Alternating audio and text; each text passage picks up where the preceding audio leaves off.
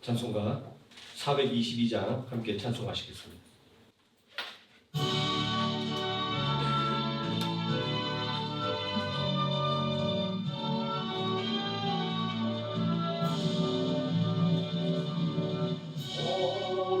거룩하게 하소서 진리의 주님이여 나의 맘의 죄악을 불태워 주옵시고 쓰시네 합당한 깨끗한 그리스도 주님과 함께 하소서 하나님 나위에 사랑하게 하소서 사랑의 주님이여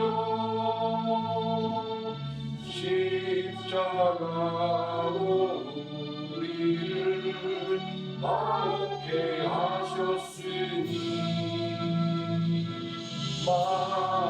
마음과 근모와 정성을 다하여서 봉사하게 하소서 하나님 영광 위에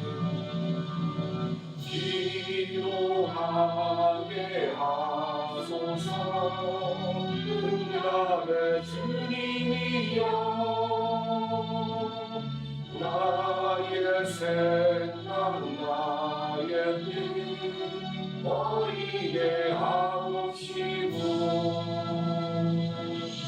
주께서 원하는 너를 듣게 하소서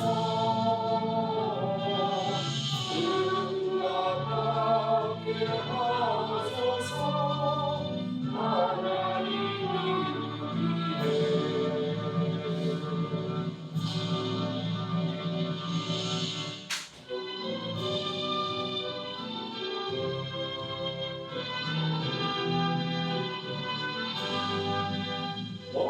먹보다도 더더욱 죄로 물든 마음이 인물보다 너에게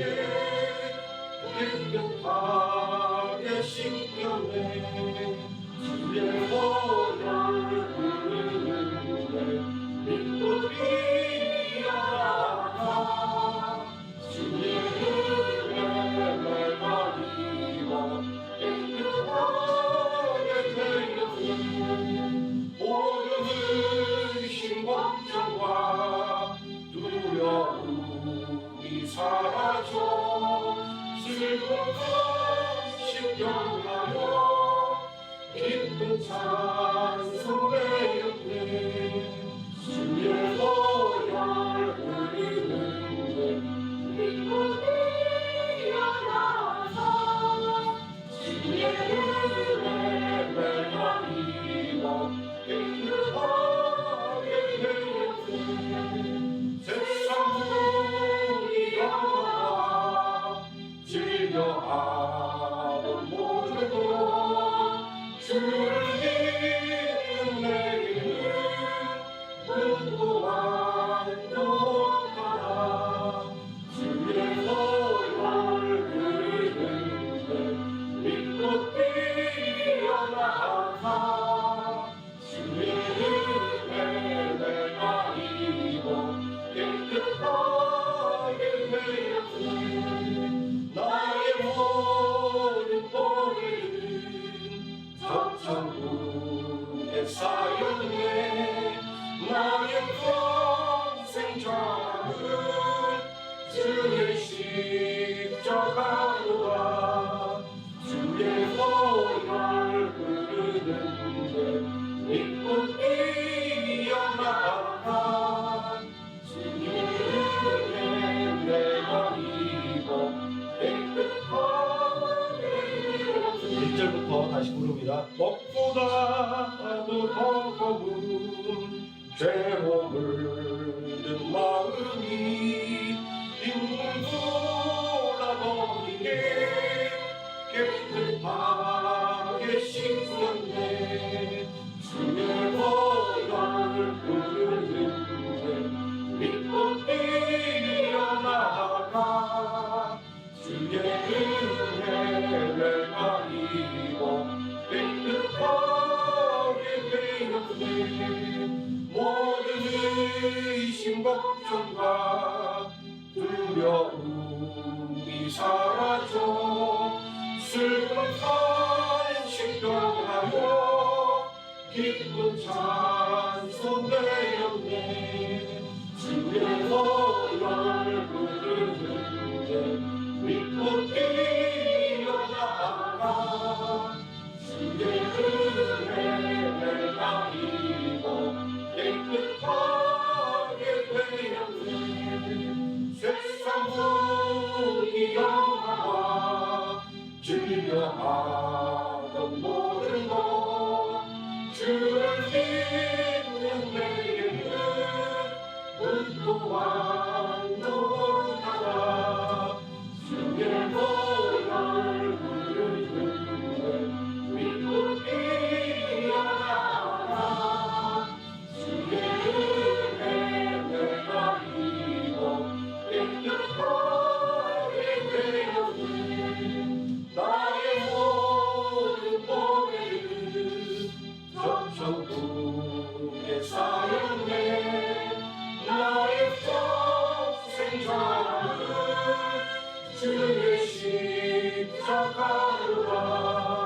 주의 보혈 흐르는데 믿고 뛰어나가 주의 은혜 내가 입어 깨끗하게 되었네.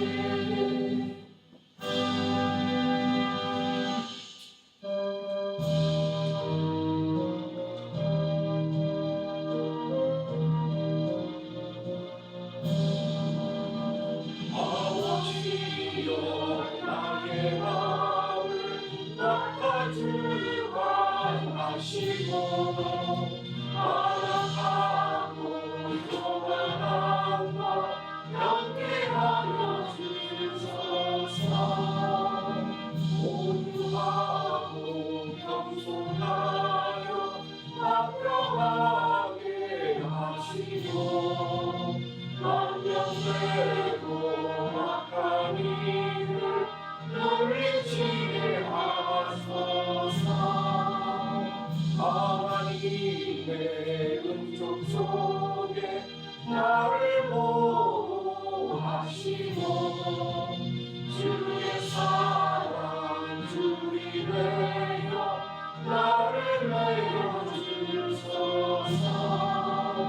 구세주의 흘린 피로 죄를 씻어주시고 성령이여 하늘 길로 나를 인도하소서.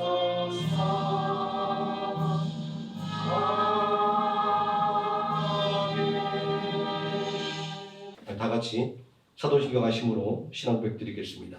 전능하사 천지를 만드신 하나님 아버지를 내가 믿사오며 그의 아들 우리 주 예수 그리스도를 믿사오니 이는 성령으로 잉태하사 동정녀 마리에게 나시고 본디오 빌라도에게 고난을 받으사 십자가에 못 박혀 죽으시고 장사한 지 사흘 만에 죽은 자 가운데서 다시 살아나시며 하늘에 오르사 전능하신 하나님 우편에 앉아 계시다가 저리로서 산 자와 죽은 자를 심판하러 오시리라. 성령을 믿사오며 거룩한 공예와 성도가 서로 교통하는 것과 죄를 사하여 주시는 것과 몸이 다시 사는 것과 영원히 사는 것을 믿사옵나이다. 아멘. 찬송가 27장 찬송하시겠습니다.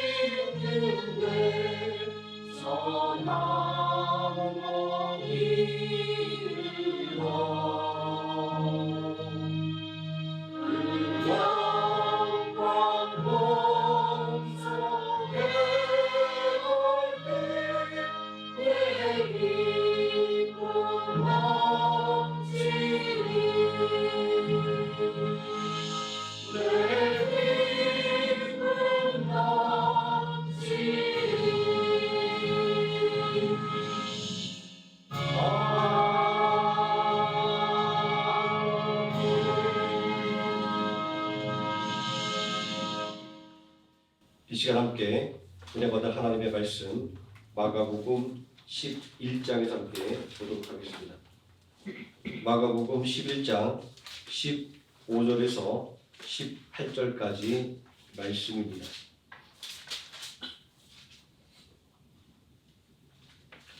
이 짧은 말씀 한 목소리로 봉독하시겠습니다. 그들이 예루살렘에 들어가니라. 예수께서 성전에 들어가사 성전 안에서 매매하는 자들을 내쫓으시며 돈 바꾸는 자들의 상과 비둘기파는 자들의 의자를 불러 엎으시며 아무나 물건을 가지고 성전 안으로 지나다님을 허락하지 아니하시고 이에 가르쳐 이르시되 기록된 바 내 집은 만민이 기도하는 집이라 칭함을 받으리라 하지 아니하였느냐. 너희는 강도의 소굴을 만들었도다 하시매 대제사장들과 서기관들이 듣고 예수를 어떻게 죽일까 하고 꾀하니 이는 우리가 다 그의 교훈을 놀랍게 여김으로 그를 두려워함이니라. 아멘. 찬송가 447장 찬송하시겠습니다.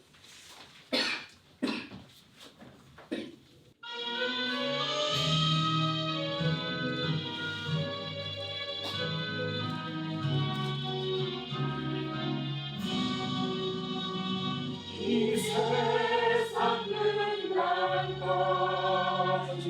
주 섬겨 살리니 내 친구 되신 주여 늘 함께 하소서. 주 나와 함께하여 전쟁도 하고 주 나를 인도하며 늘 안심하리라. 나 주를 따를 때에 주 약속하신 것 그 영광 중에 모두 이루어 주소서. 나 주의 길을 따라 섬기며 살리니 그 크신 은혜 소리 나 인도하소서. 이 세상 온갖이여 내 맘을 흔들고 악한 원수들이 앞밖에 있으나 주 나를 돌보시사 내 밖에 계시고 내 옆에 계신 것을 늘 알게 하소서. 저 영광 빛난 곳을 주 허락했으니 그 허락하신 곳을 늘 사모합니다. 끝까지 쉬지 않고 주 따라가리니 주 넓은 사랑으로 늘 인도하소서.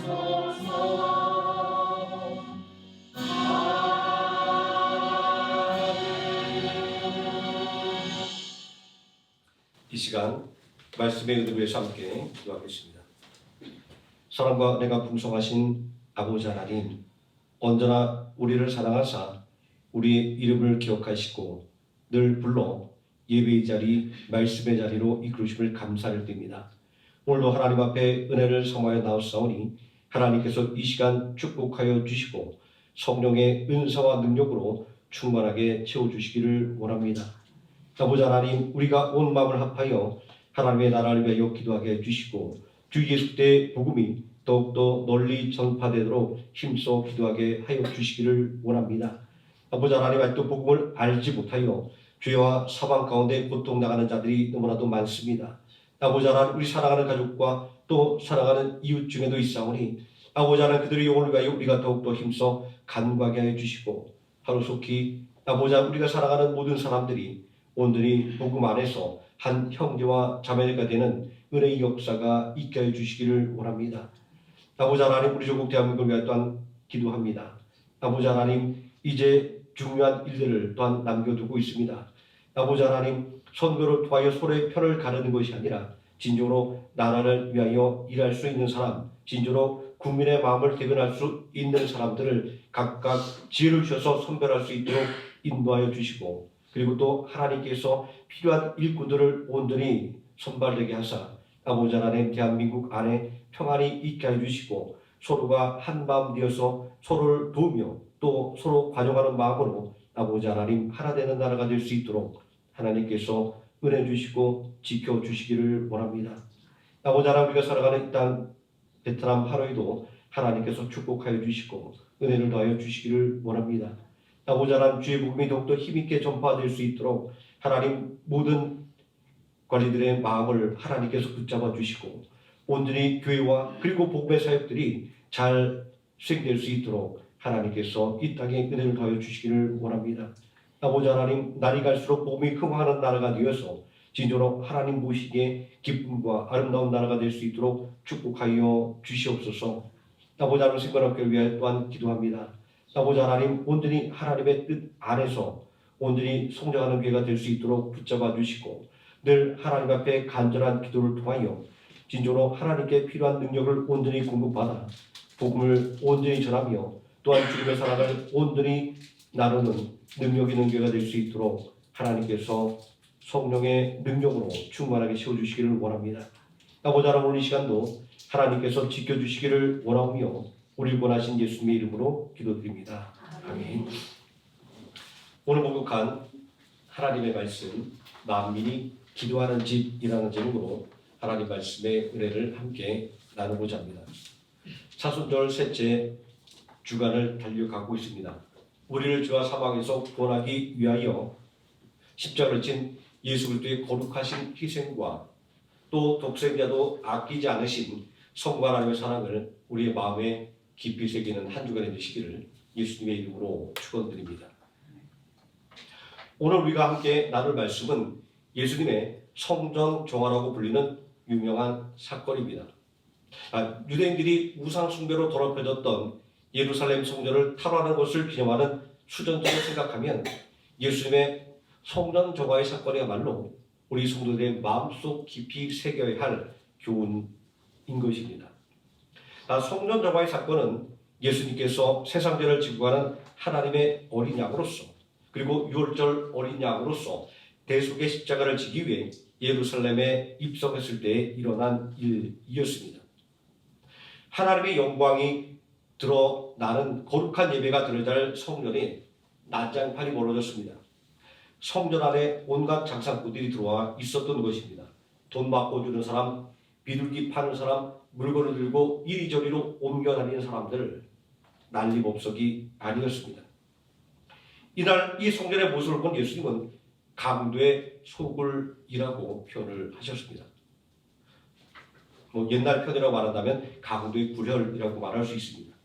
이 소굴 구렬이라는 뜻은 나쁜 짓을 하는 도둑이나 악한 무리가 활동의 본거지를 삼고 있는 곳을 일컫는 말입니다.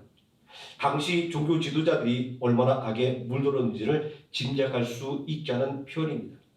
그리고 예수님의 눈에 비친 성전의 모습이 얼마나 엉망진창이었는지를 짐작할 수 있는 표현입니다. 우리 교회 밖을 나가서 뒤에 나가면 여기 베트남 초등학교가 하나 있습니다. 가끔 베트남 초등학교 하교 시간에 맞춰서 그 근처를 나가보면 정말 난장을 이루는 장사꾼들이 가득합니다. 각종 군것질거리를 파는 장사꾼들과 그리고 간식을 사려는 어린이들이 뒤엉켜서 난리가 아닙니다. 저는 이렇게 혼잡한 모습이 예수님을 분노하게 만들었던 예루살렘 성전의 모습이 아닐까 하는 생각을 해봅니다. 한번 이렇게 상상을 해보겠습니다. 우리 교회 앞에서 매 주일 아침마다 예배드리러 오는 성도들에게 물건을 파는 장사꾼들이 진을 치고 있다고 한번 생각을 해보십시오. 성경을 파는 사람, 아니 헌금 봉투를 파는 사람, 아니면 일찍 오는 사람들 위해서 음식을 파는 사람, 아니면 필요한 각종 도구를 파는 사람들이 있다고 생각한다면 얼마나 난장판이겠습니까? 아마 예배를 드리러 오던 발걸음도 되돌리고 싶을 것입니다. 당시 예루살렘 성전이 바로 이러한 모습이었다라는 것입니다. 하지만 이에 대한 유대인들의 반박도 만만치 않습니다. 세계 각지에서 오는 순례자들이 예배를 드리려면 이런 장사꾼들의 도움을 받아야 한다라고 말입니다. 사도행전 2장에 기록되어 있는 수많은 유대인들의 출신지를 생각해 보면 이들의 말은 일견 타당성이 있습니다. 당시 성전에 드리는 헌금으로는 로마의 화폐를 사용할 수가 없었습니다. 로마 황제의 초상이 그려져 있기에 우상 숭배라고 거부되었기 때문입니다.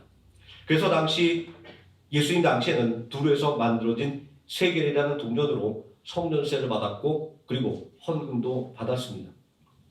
또 예배에 드릴 제물은 흠이 없는 것이야 있습니다. 먼 길을 찾아온 순례자들이 먼 곳에서부터 제물을 끌고 온다고 한다면 당연히 피곤해 절고 흠에 있을 수밖에 없을 겁니다. 먼 길을 찾아온 순례자들이 규정에 맞는 온전한 예배를 드리기 위해서는 돈을 바꾸고 그리고 제물을 사야만 했던 것입니다. 또 필요한 각종 물건 등을 사야만 했을 것입니다. 이렇게 순례자들이 예배를 드리기 위해서는 장사꾼들의 도움이 반드시 필요했다라는 것입니다. 듣고 보면 참 그럴듯합니다. 순례자들을 위해 만든 장터를 뒤엎어버린 예수의 행동은 마치 행패를 부린 것 같습니다. 그런데 여기에 참 놀라운 점이 하나 있습니다. 그것은 이 상황에서 반발했던 사람이 한 사람도 없었다라는 것입니다. 장사꾼들은 한마디 말도 못하고 쫓겨갔습니다. 그 모습을 지켜본 순례자들 중 누구 하나 반발하는 사람도 없었습니다. 대제사장들과 서기관들도 숨을 죽였습니다. 본문 18절 말씀에 보니까 백성들이 예수님의 교를 놀랍게 여김으로 예수님을 두려워했기 때문이다 이렇게 기록하고 있습니다. 이들이 예수님의 권위에 눌렸다고 하는 것은 어떤 의미일까요? 제가 베트남 하루에 처음 왔을 때 함께 호수가에서 보았던 장면이 떠오릅니다. 공안이 노점 단속을 나왔습니다. 노점은 베트남에서도 불법이더라고요. 그래서 뉴스를 보면 정기적으로 기간을 설정하고 단속하는 기간이 있습니다. 과일을 깎아 파는 노점상이 단속을 당했는데 이 노점상은 큰 바구니 한가득 깎아놓은 이 과일을 다 비닐봉투에 담아서 버려야만 했습니다. 공안은 말 한마디 안 하고 그 과정을 그냥 지켜보고 있었습니다. 한국 같으면 아마 난리가 났을 겁니다. 그런데 공안의 힘이 워낙 강하니 노점상은 찍소리도 못하고 다 깎아놓은 과일들을 다 버릴 수밖에 없는 그런 모습을 봤던 기억이 납니다.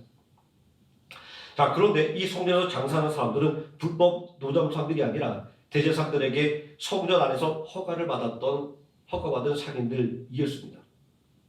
그러니 예수님께서 그들을 쫓아내신 것은 오늘날 유대인들이 말하는 것처럼 부당한 것이라고 말할 수 있습니다. 그런데 아무도 반발하지 못했다고 하는 이유를 강도의 소굴을 만들었다는 말씀 속에서 찾아낼 수 있었습니다. 당시 예루살렘 성전에서 장사하는 사람들과 이들을 허가해준 대제사장들은 순례자들의 편의를 제공하는 것을 넘어서 폭리를 취하고 있었던 것입니다.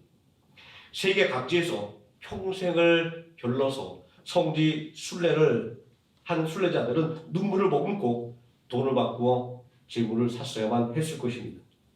그리고 더 비싼 돈을 주고 돈을 바꾸어 헌금을 해야만 했을 것입니다. 그러니 폭리를 취한 장사꾼들을 쫓아내시는 모습은 얼마나 통쾌했겠습니까? 아마 순례자들은 예수님의 모습에 박수를 치며 환호했을지도 모르겠습니다. 장사꾼들은 이러한 모습에 기가 죽어서 순순히 쫓겨났을 것입니다. 대제사장들과 서기관들도 숨을 죽이고 있는 판이니 말입니다. 예수님은 장사꾼들을 쫓아내시며 성전은 만민이 기도하는 집이라고 말씀을 하셨습니다. 자, 어떻게 이 성전은 기도하는 집이라고 불리게 되었을까요?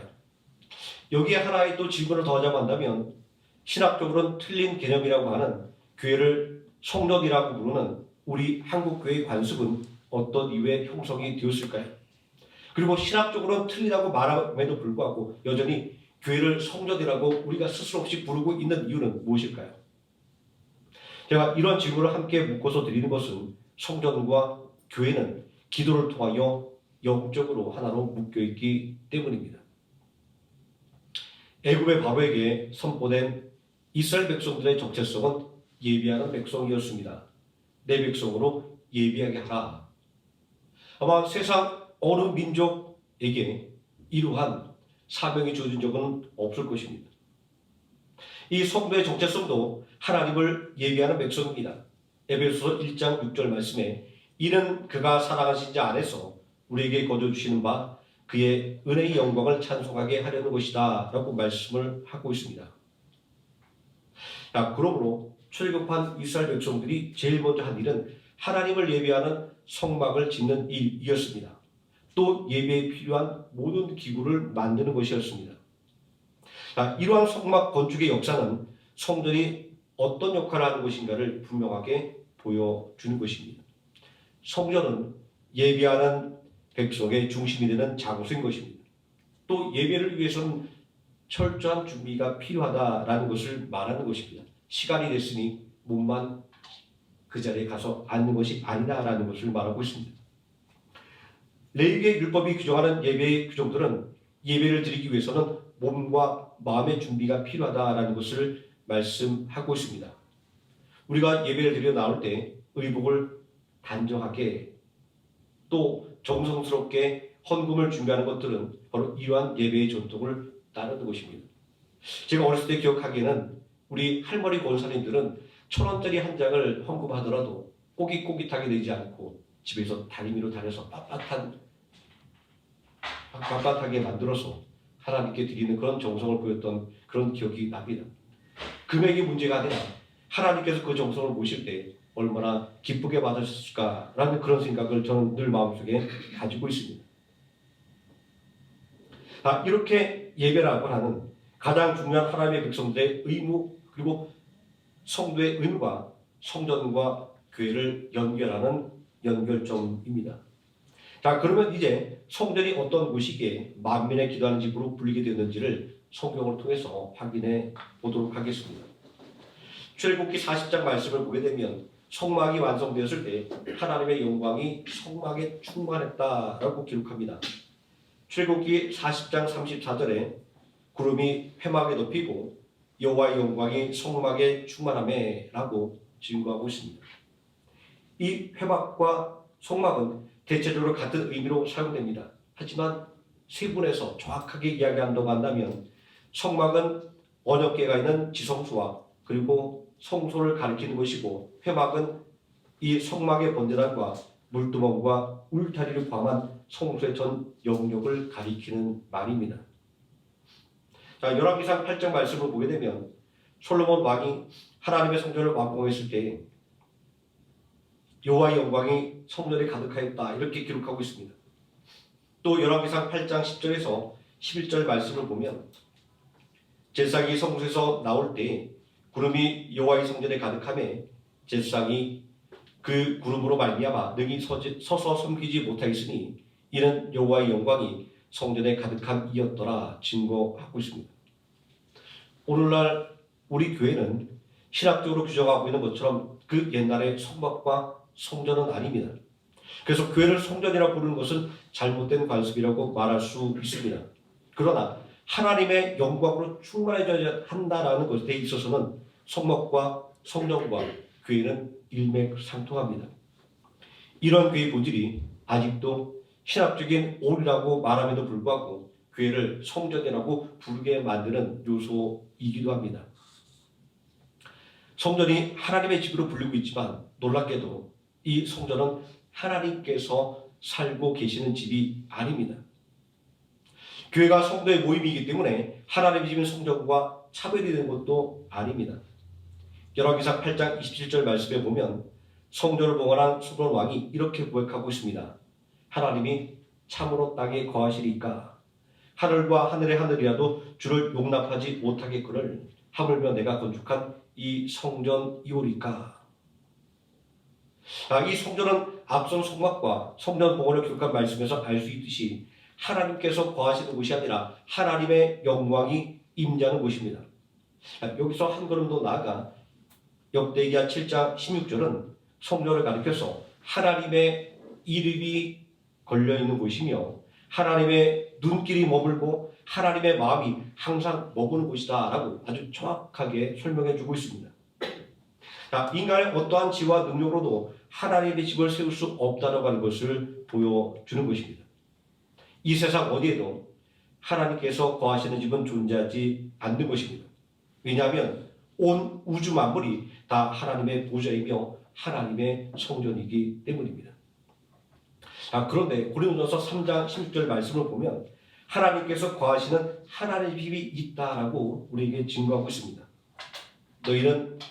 너희가 하나님의 성전인 것과 하나님의 성령이 너희 안에 거하시는 것을 알지 못하느냐라고 말씀하고 있습니다. 하나님께서는 성도의 몸을 당신의 집이라고 말씀하는 것입니다. 그리고 그 안에 함께 살고 계신다고 말씀하는 것입니다. 세상에 이것보다 더 큰 영광이 어디 있을까요? 이것보다 더 큰 복은 무엇이 있을까요? 교회론적으로 교회는 성도의 모임을 의미합니다. 하나님의 집이라고 불리는 성전과 감히 범접할 수 없는 아주 큰 차이가 있습니다. 그러나 우리는 예수님의 말씀 속에서 교회의 가장 중요한 요소는 성도의 모임이 아니라는 것을 알 수 있습니다. 마태복음 18장 20절 말씀에 보면 두세 사람이 내 이름으로 모인 곳에는 나도 그들 중에 있느니라 라고 예수님께서 말씀하고 있습니다. 이 말씀에서 오늘 우리가 아주 중요하게 보아야 될 것은 나도 너희 중에 있느니라, 나도 성도 중에 있느니라고 하는 예수님의 말씀입니다. 성도의 모임이 교회라고 하지만 실상은 성도와 함께 하시는 예수님께서 교회의 핵심인 것입니다. 성도가 모여서 교회가 되는 것이 아니라 그 안에 예수님께서 있어야 진정한 교회가 되는 것입니다. 그러하기에 교회는 주님의 집이라고 불렸던 것입니다. 그리스도의 몸된 교회, 그리고 교회의 머리 대신 예수 그리스도 모두가 같은 의미입니다. 이제 본격적으로 성전의 본질이 무엇인가를 확인할 차례입니다. 열왕기상 8장 20절 이하의 말씀과 역대기하 6장 10절 이하에 기록되어 있는 솔로몬 왕의 기도는 성전의 본질이 무엇인지 그리고 성전이 어떤 곳이 되어야 하는지를 알려주고 있습니다. 성전은 하나님께서 하나님의 이름을 두신 곳입니다. 그 이름을 내건다고 하는 것은 그의 상응하는 책임을 진다라는 각오를 표명하는 것이고 그리고 그에 관한 관심과 그리고 권위가 있다는 것을 알려주는 것입니다.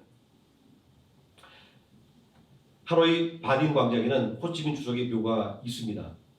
호찌민의 이름이 이 바딘 광장에 걸려 있는 것만으로 거기서 베트남 사람들의 자부심이 되는 것을 볼 수 있습니다. 제가 하노이에 온 첫 해에 그의 9월인가 추석 때 베트남 하노이 시내를 쭉 관광을 했었는데 택시기사가 바딘 광장을 안 간다고 막 화를 냈던 기억이 납니다. 말은 통하지 않지만 그곳에 호찌민 묘가 있어서 꼭 가봐야 될 곳인데 안 가본다고 하니까 택시기사가 막 답답해서 저에게 막 화를 냈던 그런 기억이 납니다. 그 광장 한쪽에 보면 번역하면 이렇게 번역할 수가 있더라고요. 호찌민은 우리 마음속에 영원하다. 이런 문구가 광장에 써 있습니다. 한 사람의 거리도 이렇게 굉장하게 기념이 되고 있는데 전능하신 하나님의 이름이 걸린 성전의 영광은 정말 말로 표현할 수가 없는 것입니다. 성전은 하나님의 눈길이 머무는 곳입니다. 하나님의 마음이 머무는 곳입니다. 그러므로 성전에는 하나님의 영광이 가득한 것입니다. 솔로몬 왕의 기도는 성전이 기도하는 집이라고 하는 것을 우리에게 알려주고 있습니다. 누구든지 성전에서 기도하면 죄를 사해 주시고 복을 달라고 기도하지 않습니까? 남녀노소를 막론하고 빈부귀천을 막론하고 그리고 이방인이랄지라도 말입니다. 이사야 선지자는 이사야서 56장 7절에서 하나님께서 성전을 기도하는 집, 만민이 기도하는 집이 되게 하실 것이다 라고 하셨다고 증거하고 있습니다. 이렇듯 성전은 하나님의 영광을 의지하여 기도하는 집인 것입니다. 하나님의 긍휼을 의지하여 죄를 고백하는 것입니다. 하나님의 은혜를 의지하여 도움을 요청하는 것입니다. 성별과 노소를 구분하지 않고 인종을 구별하지 않고 누구든지 와서 기도하는 만민의 집인 것입니다. 그러므로 성전에는 오직 하나님의 이름만이 높여져야 됩니다. 오직 하나님만 찬양을 받으셔야만 하는 것입니다. 그러나 이러한 하나님의 성전을 자신의 이익을 위해서 사용하는 사람들이 있습니다. 북이스라엘의 초대 왕인 여로보암이 가장 대표적인 사람입니다. 왕이 된 여로보암의 목적은 예루살렘으로 예배드리러 가는 백성들이었습니다. 예루살렘 성전으로 예배드리러 가는 사람들 때문에 자신의 왕권이 약화된다고 생각했습니다. 그는 예루살렘 성전으로 예배드리러 가는 것을 막기 위해서 베델과 단에 금송아지 우상을 만들고 그곳에서 예배드리게 했습니다. 여로보암에게는 하나님을 섬기는 예배조차도 정치적인 의미로 해석되었기 때문입니다. 자기 이익을 도모하기 위해서 백성들에게 우상 숭배를 조장한 죄값으로 여로보암은 하나님의 심판의 메시지를 들었습니다. 그리고 심판의 메시지를 듣고도 회개하지 않았기에 심판을 받았습니다. 그의 이름은 이스라엘 역사의 대대로 하나님을 거역한 사람의 대명사로 남게 되었습니다. 이후로부터 성경에서 악인의 길은 여로보암의 길로 명명되었습니다. 성전이 어떤 곳인지에 대해서 유대인들은 너무나도 잘 알고 있었습니다. 그러나 알고 있는 것과 그들의 행동이 반드시 일치하는 것은 아닙니다. 만민이 기도하는 집이라고 불리는 성전 안에서 남녀, 노소의 차별이 있었으며 이방에 대한 차별이 있었습니다. 이 성전은 유대인 남자들이 모여서 예배드리는 구역과 그리고 유대인 여인과 어린아이들이 모여서 드리는 예배 구역과 그리고 이방인이 모여서 예배드리는 구역으로 나뉘어져 있었습니다. 당시 관습으로 본다고 한다면 이방인들이 성전에서 기도할 곳은 이방인들밖에는 없었습니다. 그런데 더욱더 심각했던 문제는 이렇게 차별적으로 나누어진 이방인의 구역조차도 장사꾼들에게 점령되어 버렸다라는 사실입니다. 선민의식에 사로잡힌 이들에게 이방인을 위한 예배 초소는 안중에도 없었던 것입니다. 성전 제사에 필요한 물품과 재물을 파는 것, 돈을 바꾸는 것이 성전 안에서 허용되었던 이유는 무엇이었을까요? 제사장들은 순례자들이 온전히 예배드릴 수 있는 편의를 제공하기 위해서 그리고 성전의 유지와 관리 명목으로 자리세를 징수한다고 했지만 이것은 결론적으로 성전의 원론적인 목적을 상실하게 만들고 만 것입니다. 이러한 것들이 반드시 필요했다고 한다면 그들은 이방인들 바깥에 성전의 완전히 바깥에 이러한 시설들을 세울 수 있었는데 말입니다. 성전은 누가 뭐라고 얘기해도 하나님의 영광이 임재하는 곳입니다. 또 성전은 모든 사람들이 평등하게 하나님 앞으로 나오는 곳입니다. 그런데 제사장들은 이 성전을 차별을 넘어서 장사하는 곳으로 만들어 버렸던 것입니다. 우리는 교회사의 역사를 통해서 우리가 이러한 잘못된 모습들을 얼마나 수없이 많이 반복했는지를 잘 알고 있습니다. 성전은 만민이 기도하는 집인데 너희는 강도의 소굴을 만들어두다. 성전을 정하신 예수님의 행동과 말씀은 이런 사실을 지지하는 것입니다. 예수님의 말씀 속에서 가장 중요한 것은 만민이라고 하는 단어입니다. 이 만민은 말 그대로 모든 사람을 가리키는 말입니다. 성전은 만민을 위한 집이라는 말을 하고 있습니다. 하나님의 영광을 의지하는 사람은 누구나 다 올 수 있다고 하는 의미를 가진 것이 바로 만민을 위한 집이라는 말의 뜻입니다. 하나님의 은혜와 긍휼을 얻기 원하는 사람은 누구나 다 오라고 말씀한 것이 바로 만민의 기도하는 집이라는 것의 의미입니다. 우리는 사도행전 8장 27절에서 성지 순례를 마치고 돌아가는 에티오피아 여왕 간다게의 국고를 맡은 내시를 만나볼 수 있습니다. 이렇듯 그 출신 나라와 인종에 상관없이 하나님을 경외하며 그 은혜를 구하는 사람들이라면 누구나 올 수 있는 곳이 바로 하나님의 집 성전이었던 것입니다. 그런데 너희가 강도의 수구를 만들었도다라고 하는 예수님의 지적 속에서 예수님께서 성전 영화를 하셨던 날 이 성전의 모습은 하나님의 영광스러운 임재를 소망하는 곳이 아니었던 인간의 욕심으로 가득 찬 장소가 되었다는 것을 확인할 수 있습니다. 그렇다고 한다면 이에 비추어 볼 때 교회는 어떠한 곳입니까? 우리가 잘 알고 있는 것처럼 교회는 예수 그리스도의 이름으로 모인 성도들의 모임을 가리킵니다. 너희 두세 사람이 내 이름으로 모인 곳에 나도 함께 하겠다라고 예수님께서 분명한 약속을 주셨습니다. 하지만 앞서 알아본 것처럼 더욱더 중요한 것은 예수님의 이름으로 모이는 것입니다. 그리고 예수님께서 그 모임 중에 함께 하는 것입니다. 바로 여기에 성전과 교회의 연결점이 있습니다. 역대기하 7장 16절은 성전을 가리켜 하나님의 이름이 머무는 곳이며 하나님의 눈길과 마음이 항상 머무는 곳이다라고 분명하게 말씀하고 있습니다.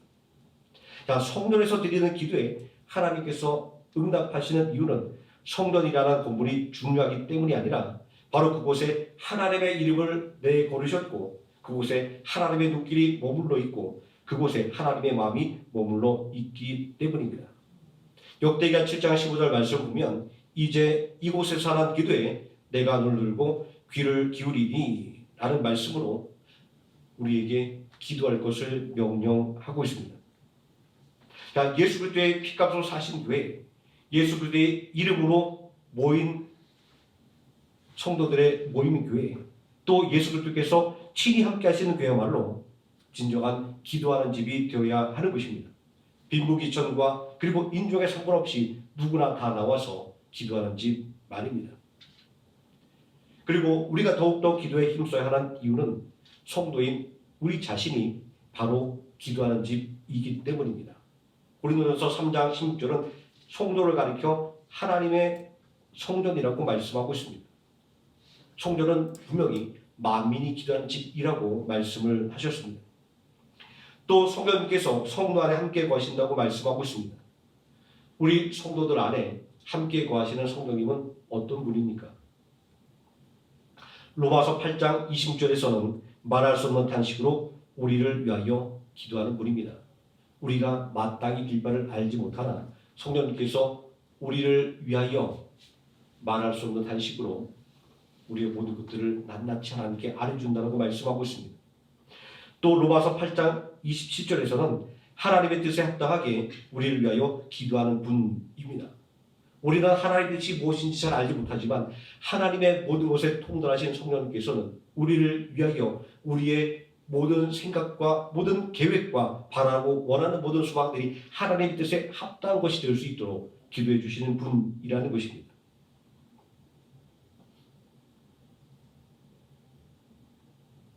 만민이 기도하는 집으로서 그리고 내 안에서 나를 위하여 하나님의 뜻에 합당하게 기도하시는 성령님은 오늘 우리 교회가 어떤 곳이 되어야 하는지를 말해줍니다.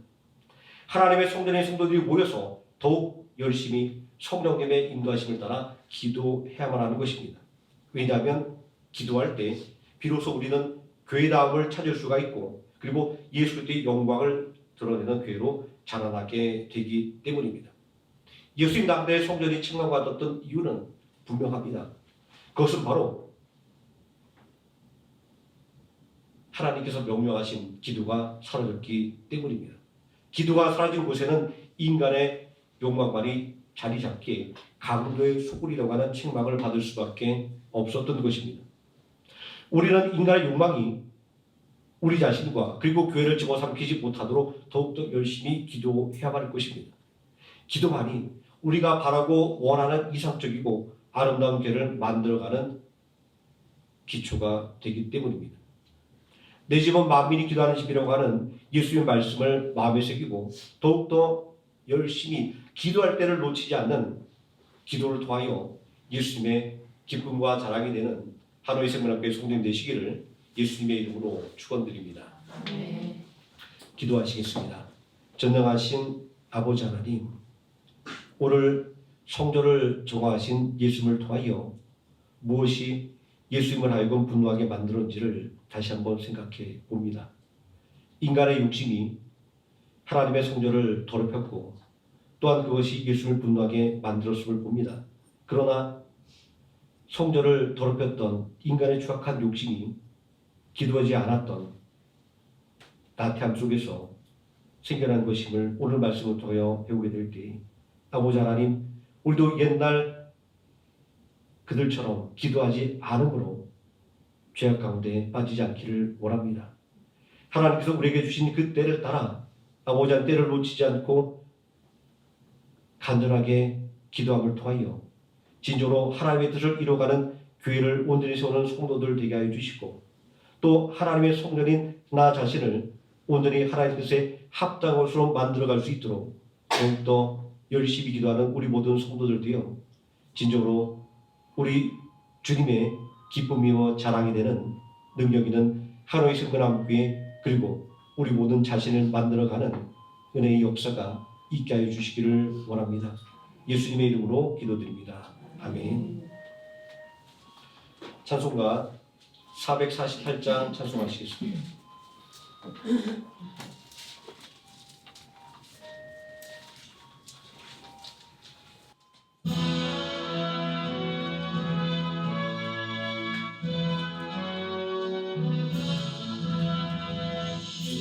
하신 길을 따라 좋은 길로 가오리라. 가기 좋은 길로 다른 사람 갈지라도 열망으로 가는 길을 다른 것이 아니라고. 가신 영생의 길 좋은 길로 가오리다. 주님 가신 길을 따라 순종하며 가오리다. 많은 사람 이름 없이 넓은 길로 갈지라도 멸망으로 가는 길을 나는 가지 아니하고. 가신 생명의 길 좋은 길 가오리라. 주님 가신 진실한 길 의의 길로 가오리라. 좁은 문과 좋은 길은 십자가의 길이로다.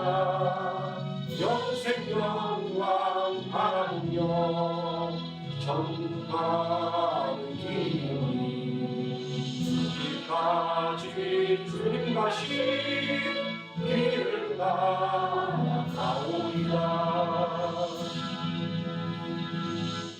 아멘. 사순절 셋째 주간입니다. 우리를 죄와 사망에서 건지신 예수 그리스도의 십자가의 고난을 또 마음속 깊이 새기는 사순절 주간이 되시기를 바랍니다. 대학 입시를 준비하는 학생들을 위해서 계속 기도 부탁드리겠습니다. 설혜인, 이동원, 한소희, 황민서 늘 매일같이 이름 부르시며 기도해 주시면 고맙겠습니다. 주일학교 그리고 중고등부 교사가 필요합니다. 위에서 계속 기도를 부탁드리겠습니다. 21일 전학 작전 기도회가 3월 1일 금요일부터 시작되어서 계속 진행되고 있습니다.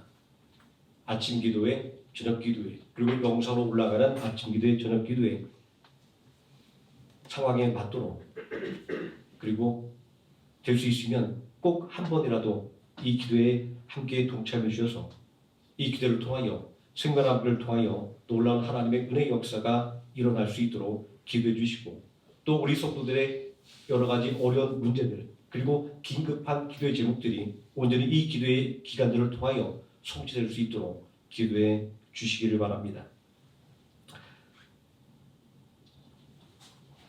지금은 우리를 구원하신 예수 그리스도의 은혜와 우리를 위하여 독생하신 아들 예수 그리스도를 십자가에 내어주신 성부 하나님의 사랑과 오늘도 우리와 함께 동행하시는 임마누엘의 은혜가 더욱더 하나님의 말씀에 따라 기도하기를 각오하며 온전히 하나님께 부르짖기를 간구하는 모든 성도들 머리 위에와 하루의 생명학교 머리 위에 지금부터 영원토록 함께 계실지어다. 아멘.